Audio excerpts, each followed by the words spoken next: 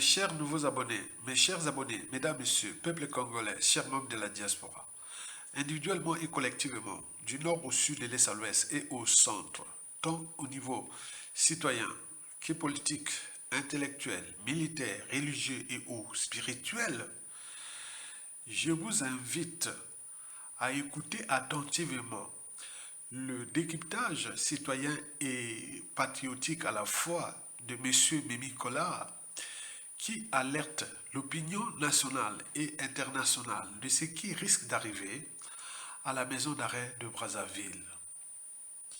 Et j'y reviendrai à la fin pour vous clarifier les 5 points indispensables à la compréhension de ce dossier sensible.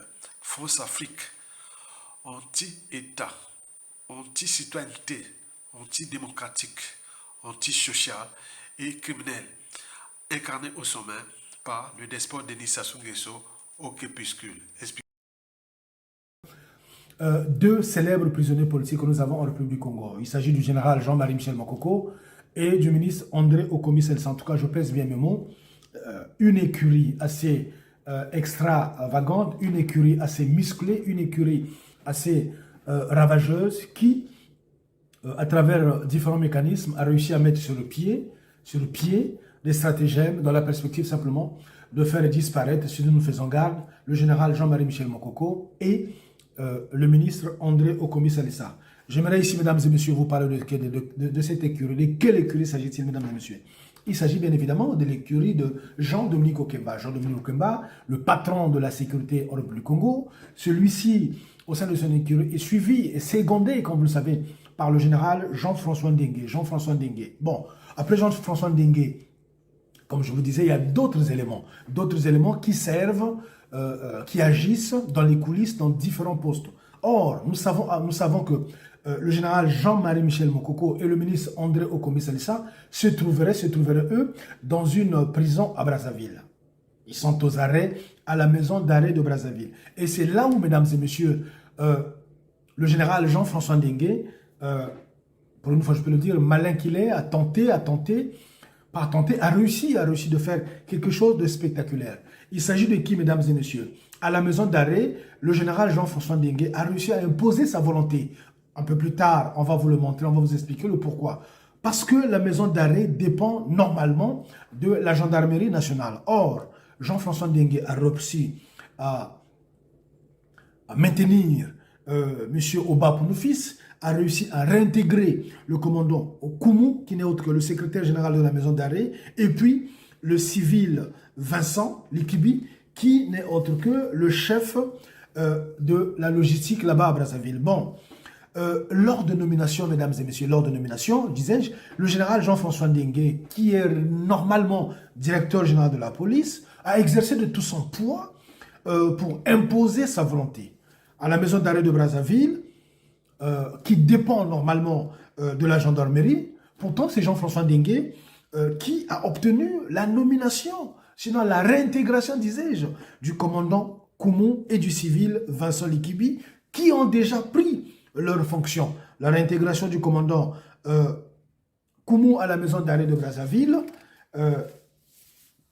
le lieu où est détenu le général Jean-Marie Michel Mokoko et le ministre André Okomi Salissa. C'est qui le commandant Koumou? Le commandant Koumou, qui est-il? C'est lui qui, enfin le civil, pardon. Qui est le civil Vincent Likibi? Ben, Vincent Likibi, comme je vous disais, c'est celui qui ouvre. Je parle de logicien, bon, vous m'excuserez, vous me pardonnez si ça ne vous convient pas. Mais en tout cas, c'est lui l'intendant, c'est lui qui ouvre les cellules et les referme, les cellules de la maison d'arrêt, et par la suite les referme. C'est lui qui ouvre la cellule du général Jean-Marie Michel Mokoko, c'est lui qui ouvre la cellule du ministre André Okomi Salissa. Cette écurie, via ces 3 personnes, l'écurie de Jean-Dominique Okemba, secondé par le général Jean-François Ndengue, via ces 3 personnes placées au cœur de la maison d'arrêt, tentent, mesdames et messieurs, veulent, coûte que coûte, mettre sur pied les mêmes stratagèmes ayant conduit à la disparition du colonel Tsuru, le feu colonel Tsuru. Nous savons très bien dans quelles circonstances celui-ci nous a quittés. Je suis mal placé peut-être pour en parler. Nous pouvons le moment venu demander une invitation à Maître Medenganga, enfin solliciter une interview à Maître Medenganga, puisque celui-ci visiblement est détenteur d'un certain nombre de secrets concernant la disparition du défunt colonel Tsuru, et celui-ci pourrait être à même, bien évidemment, de nous éclairer. Donc, il faut simplement dire que, il faut simplement ici dire que tout est fait pour que ce qui s'est passé, ce qui a eu lieu avec le défunt colonel Marcel Tsuru puisse se répéter avec le ministre André Okomi Salissa, avec le général Jean-Marie Michel Mokoko. Bon, je vais ici rappeler une chose. Les gens qui, le moment venu, peuvent le buter, les gens qui, le moment venu, peuvent buter le général Jean-Marie Michel Mokoko. Voilà, mesdames et messieurs, ce que je voulais vous dire concernant ce triste nuage, ce nuage sombre qui est en train de rouler, de circuler, de tourner sur la tête du général Jean-Marie Michel Mokoko et du ministre André Okomi Salissa. Le général Jean-François Ndingue, qui est de la police, a réussi à imposer sa volonté suite aux nominations normalement qui dépendent de la gendarmerie. Il a réussi à réintégrer le commandant Koumou comme étant le secrétaire général de la maison d'arrêt. Vous vous rendez compte? Tout ça, c'est dans quel but? Tout ça, c'est dans la perspective simplement d'avoir le contrôle sur le cas André Okomi Salissa, d'avoir le contrôle sur le cas Jean-Marie Michel Mokoko, et le moment venu, s'en débarrasser. Pourquoi, encore une fois, le plus s'en débarrasser? Mais, comme je vous ai dit, mesdames et messieurs, c'est parce que un Okomi Salissa dehors, comment on appelle, Jean-Marie Michel Mokoko dehors, c'est quasiment la chute d'un certain nombre de caïds de la République que vous voyez tourner là. Ceux qui tournent là, ceux qui montent les muscles aujourd'hui. Demain, si Okomi se retrouvait dehors, demain, si Jean-Marie Michel Mokoko se retrouvait dehors, ça va être leur chute. Pourquoi? De ce qui précède, je vous informe que cette affaire France Afrique contre le général Jean-Marie Michel Mokoko et le ministre André Okomi Salissa peut se résumer en 5 points essentiels.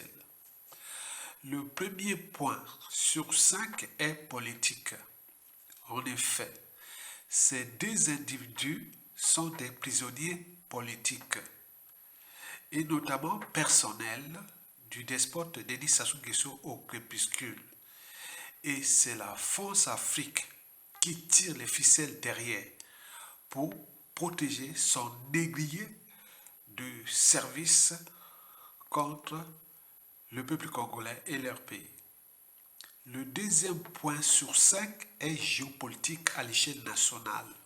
En effet, depuis son coup d'État sanglant France-Afrique du 5 juin au 15 octobre 1997 avec 30 000 morts, suivi des opérations Mouébara, 400 000 morts, les disparus du but, les assassinats ciblés par-ci par-là, les crimes de masse, vous le savez que le despote a toujours divisé ce pays en deux parties, le nord et le sud. Le sud pour ses pions, complices et victimes. Et pourquoi les victimes? Les victimes, c'est pour souder les nordistes derrière lui. Que s'il quitte le pouvoir, attention, danger, les sudistes risquent de venir vous massacrer, comme le fut le cas du génocide rwandais en 1994. Et ça marche, puisque malgré l'injustice, l'oppression, la barbarie, la haute trahison, le déclassement généralisé du pays, etc., les sudistes qui alertent les compatriotes du Nord que attention, attention, vous êtes en train de détruire le pays. Mais les nordistes qui contrôlent l'État à travers les institutions, les administrations, etc., n'obtempèrent jamais aux injonctions du peuple congolais tenant à soit dégager Sassou Nguesso et ou trouver les conditions d'une alternance. Du côté des nordistes, le ministre André Okomi Salissa et le général Jean-Marie Michel Mokoko ont commis le péché originel de se présenter contre le despote Denis Sassou Nguesso en 2016. Ils avaient commis ce péché originel de se présenter contre le despote Denis Sassou Nguesso en 2016, où le général Jean-Marie Michel Mokoko avait gagné ses présidentielles. Or, selon le despote Denis Sassou Nguesso, la rançon de la traîtrise, c'est la prison et ou la mort. D'où les tentatives d'assassinat raté depuis 2016 contre le général Jean-Marie Michel Mokoko. Et aujourd'hui, c'est le ministre André Okobis-Kelsa qui est aussi en danger. C'est pour cela que la géopolitique nord-sud devient caduque, puisque des voix et ou des officines intellectuelles, politiques et militaires nordistes se désolidarisent peu à peu du régime au crépuscule du despote Denis Sassou Nguesso. Méfiez-vous des apparences, elles sont trompeuses. Le troisième point sur 5, c'est la conservation du pouvoir et la peur de payer la rançon soit de la gloire, comme la plupart des dictateurs qui ont payé la rançon de la gloire, l'humiliation et ou ces crimes, la justice quelle qu'elle soit.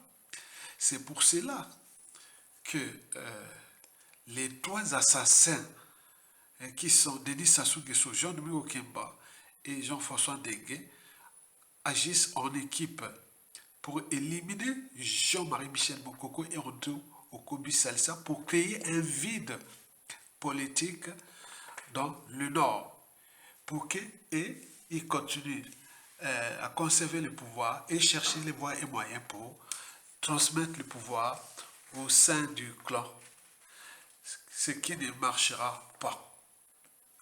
Le quatrième et avant-dernier point sur 5, ce sont les médias et réseaux sociaux. Les médias et réseaux sociaux alertent, éveillent, sensibilisent, mobilisent l'opinion nationale, africaine et internationale.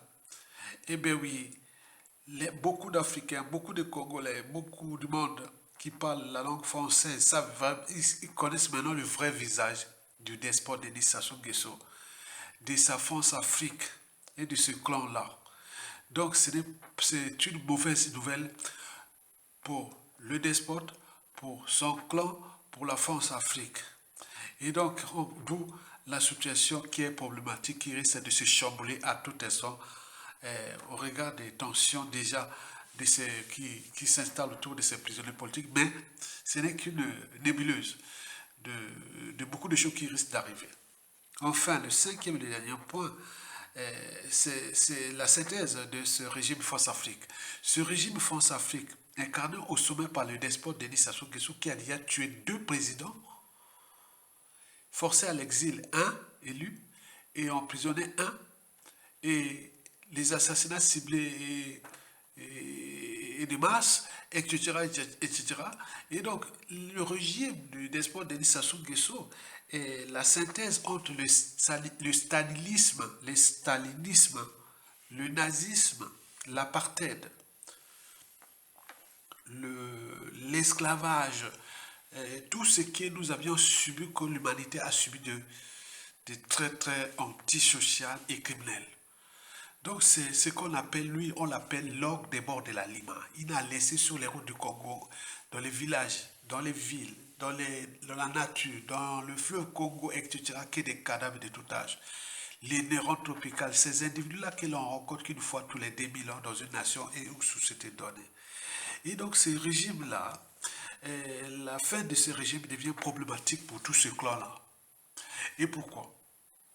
Parce que celui qui blesse ou tue peut oublier, mais celui qui porte des cicatrices et ou les deux n'oubliera jamais.